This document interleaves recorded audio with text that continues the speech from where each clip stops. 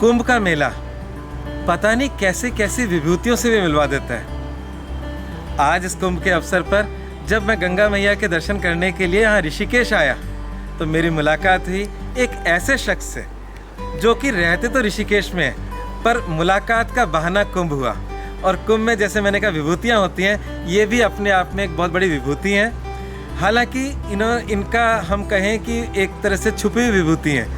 हम ये नहीं कह सकते कि कोई इंटरनेशनली इनको रिकग्निशन मिला हो, पर अगर हम लोग जानेंगे तो ज़रूर मिलेगा। क्योंकि मैंने इनके बारे में जो जाना वो हालांकि इन्हीं से बात कराएंगे, पर जितना मैं मेरी तरफ से जानता हूँ, जो इस विद्या के लोग हैं, योग विद्या के, मैंने कभी उनको जिम जाते नहीं देखा, और जो जिम वाले हैं उनको योग जाते नहीं देखा। तो दो पर्सनैलिटियाँ जब जोड़ दें, क्लब कर दें, तो कोई जो पर्सनैलिटी बनती है, उस पर्सनैलिटी का नाम है कुलदीप योगाचार्य। चलिए हम इन्हीं से जानते हैं कि इस विद्या में क्यों आए, कैसे आए, कहाँ से इनका सफ़र था, और ये आज लोगों को कैसे ज्ञान बांट रहे हैं, कैसे लोगों को योग के लिए प्रेरित कर रहे हैं, और इस स्टेज पर, अपने एडवांस स्टेज पे कैसे लोगों को ट्रांसफॉर्म कर रहे हैं। तो चलिए मिलते हैं हमारे मित्र, हमारे यहाँ पर जो बने मित्र हैं कुलदीप जी। कुलदीप जी नमस्कार। पहले तो बहुत बहुत धन्यवाद कि आपने हमें समय दिया, और इस समय से मेरे ख्याल से पता नहीं लाखों करोड़ों लोगों के लिए एक आप प्रेरणा बनेंगे। क्योंकि सबसे पहले जब मैं आपसे मिला तो मेरी प्रेरणा आप बने, तो जब मेरी प्रेरणा आप बन सकते तो पता नहीं कितने लोगों की प्रेरणा बनोगे। क्योंकि एक पर्सनैलिटी जिसने योग को अपना पूरा जीवन दे दिया हो। तो मैं पहले जानना चाहता हूँ कि आपका सफ़र कैसे शुरू हुआ, कैसे इस क्षेत्र में आए। लोग जब इंजीनियरिंग करते हैं, डॉक्टरी करते हैं, तो आप योग कर रहे हैं और भारत की इस प्राचीन विद्या को जीवित रख रहे हैं। तो थोड़ा सा आप अपने बारे में बताएं। सबसे पहले आप सभी को प्रणाम, बहुत बहुत प्रार्थनाएं, और आपका अभिनंदन।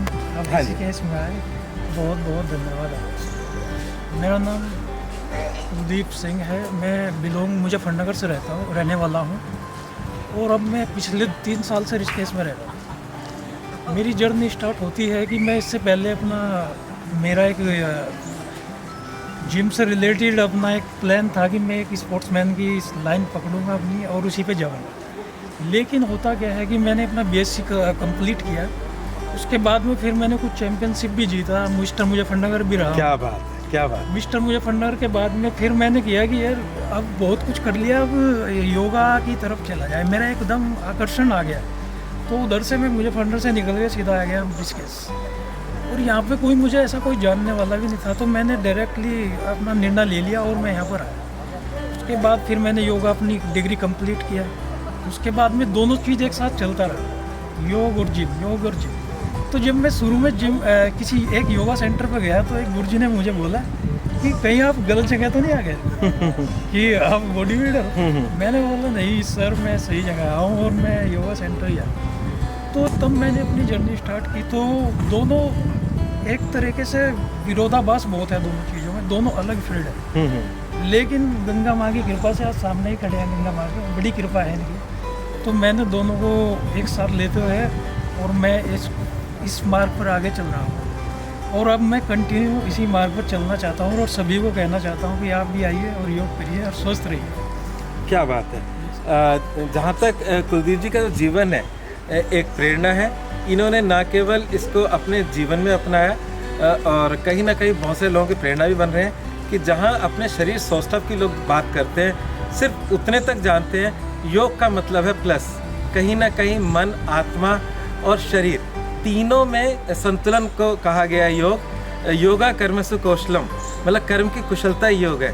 तो यहाँ पर सब चीज़ों का एक साथ मिलन कुलदीप जी में मिलता है, वो सहजता मिलती है, और कहीं ना कहीं इस कार्य के प्रति ललक मिलती है। मैं कुलदीप जी आपको देखकर लगता है कि आप मतलब कहीं ना कहीं जिम के एक अच्छी पर्सनैलिटी है, पर कुछ क्योंकि सबके मन में ये है कि विचार है कि क्या सचमुच आप योग कर पाते हैं। हाँ, मुझे तो पता है क्योंकि मैंने आपको योग सिखाते देखा है, लोगों को आपने योग सिखाया है और निरंतर सिखा रहे हो। यहाँ पर आपकी क्लासेस चलती हैं, मैं इससे वाकिफ़ हूँ। पर जिन लोगों को नहीं पता, तो कुछ थोड़ा बहुत सिखाने की दृष्टि से आप कुछ मतलब बताएं हम। मैं यहाँ पर हाँ जी सर 2 आसन करके दिखाऊंगा जो एडवांस आसन में आते हैं। ठीक है। भूनमन आसन और हनुमान आसन। इनसे लाभ क्या है वो भी हमें बताइएगा। इनसे देखिए आपकी फ्लेक्सिबिलिटी इम्प्रूव होती है, आपका जो लोअर बैक और पूरा लोअर लिम और अपर लिम इसको आप पूरा फ्लेक्सिबल बनाएंगे तो उससे आपको बॉडी को बहुत रिलैक्स मिलेगा। किसी भी प्रकार की अगर आपको लोअर बैक में इंजरी है या किसी प्रकार का किसी प्रकार की कोई सर्जरी है तो आप इसे होल्ड करें। ठीक है, तो वी विल स्टार्ट ना। क्या बात है, आपने बहुत लोगों की समस्या सॉल्व कर देगी आज आप। तो सबसे पहले मैं भूनमन करूँगा यहाँ पर, क्योंकि बहुत ही एक एडवांस टेक्निक में आता है और एडवांस आसन है। तो सर शुरू करें। बिल्कुल सर। तो पहले आप थोड़ा सा आगे आ जाए। तो हम यहाँ से पहले बैठते हैं, पहले थोड़ा वार्म अप करते हैं। बिल्कुल। लेफ्ट और right.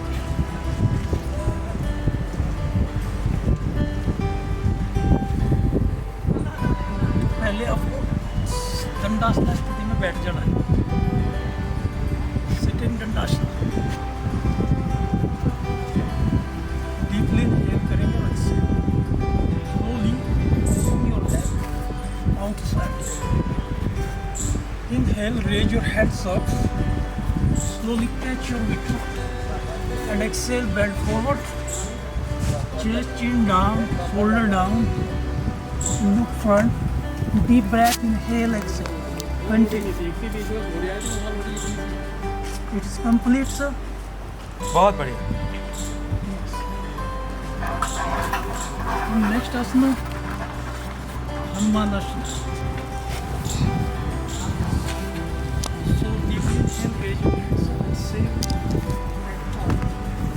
Slowly bend your left knee first, bend your right knee.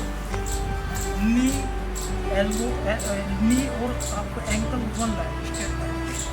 Slowly drop your hand down. पीछे का left leg back side. Slowly right leg step.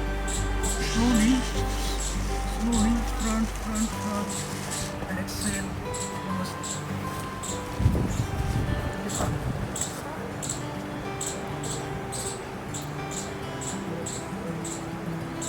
तो दीदी आनंद आ गया।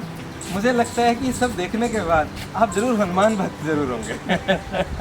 तो इस पावन नगरी में जहाँ कुंभ का मेला भी लग रहा है और ऋषिकेश का जो स्थान है जो हरिद्वार से बहुत ही नज़दीक है, तो यहाँ पर गंगोत्री से आती गंगा का पावन जल निकल रहा है।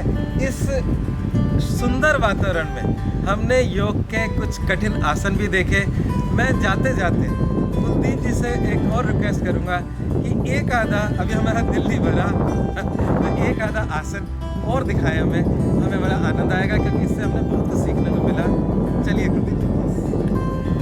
लास्ट आसना Ashtavakrasana. Okay, so we will start. Slowly sit Malasana position. Slowly spread your left leg front side. Left leg palm down, right palm down, left palm down. Slowly bend your knees, bend your elbow.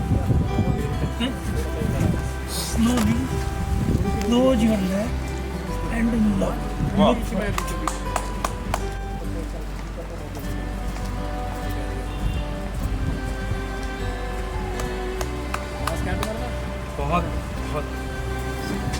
बहुत शानदार। को देखने के बाद ये बात तो समझ में आती है कि जिम एक अलग चीज़ है, पर योग में एक मानसिक संतुलन भी है, जहाँ आप अपने शरीर को बिल्कुल साथ देते हैं। जिस प्रकार से अभी लास्ट योग दिखाया, उसके अंदर अपने शरीर का वजन और टांगों को हवा में रखना, ये अपने आप में मेरा मानना ये है कि इसमें बहुत बड़े लेवल पे शारीरिक मस्कुलर तो है ही, परंतु उसमें मानसिक शक्ति का भी बहुत सारा उपयोग है। तो यही योग की खासियत है। इसमें कहीं ना कहीं हमारे कुलदीप जी पूरा उतरते हैं। तो इनसे प्रेरणा पाके और भी लोग सीखेंगे, और जब भी कोई लोग यहाँ पर ऋषिकेश आए तो ज़रूर इनसे संपर्क करें, और अपना यहाँ पर कुछ दिन का प्रोग्राम बनाकर आप इनसे विधिवत ट्रेनिंग भी ले सकते हैं।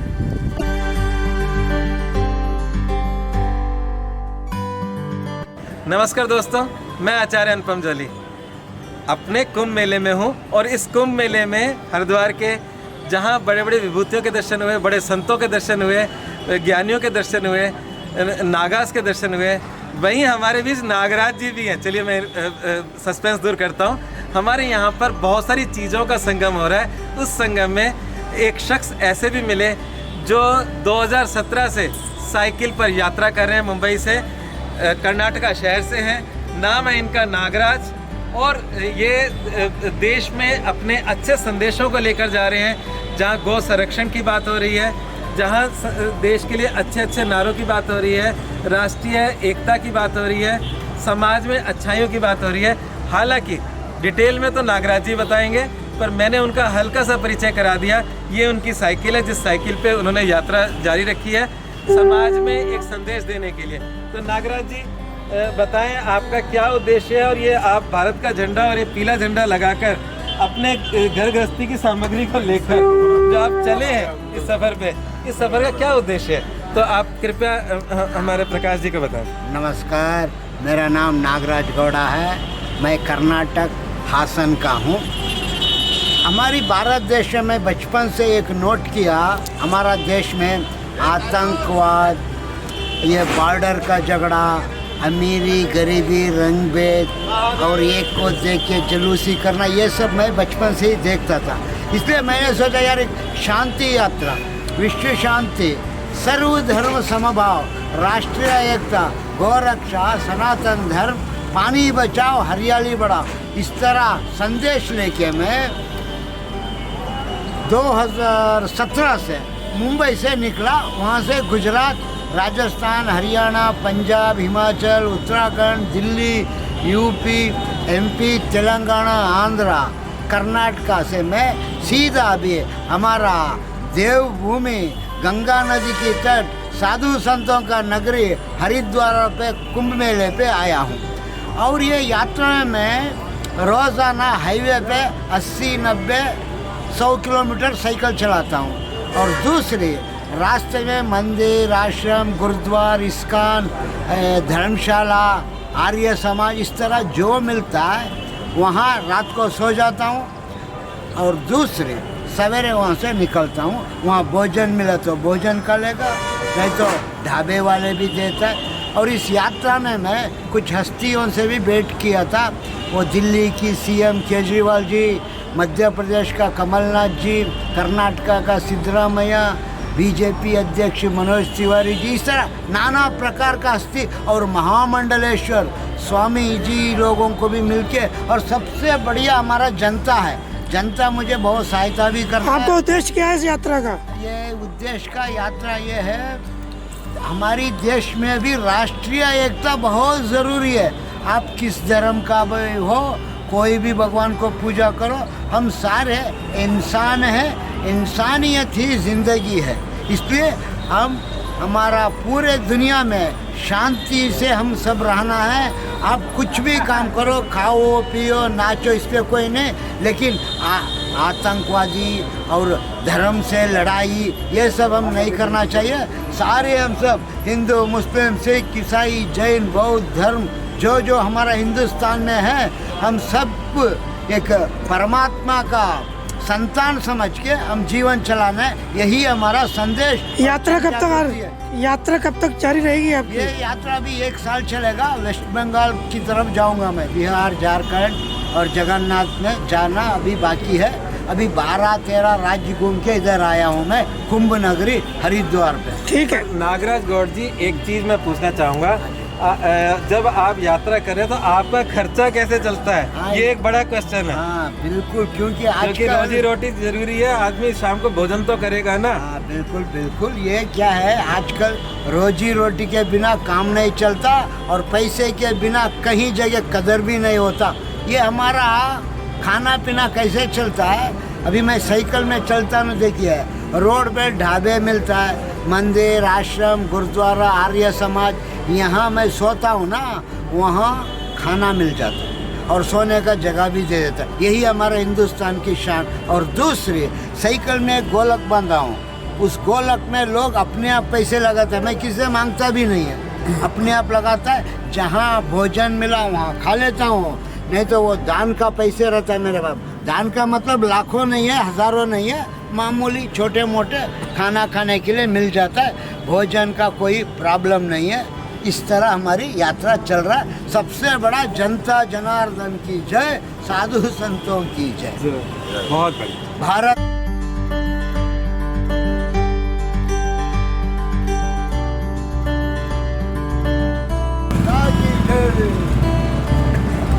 हर हर महादेव, भारत माता की जय।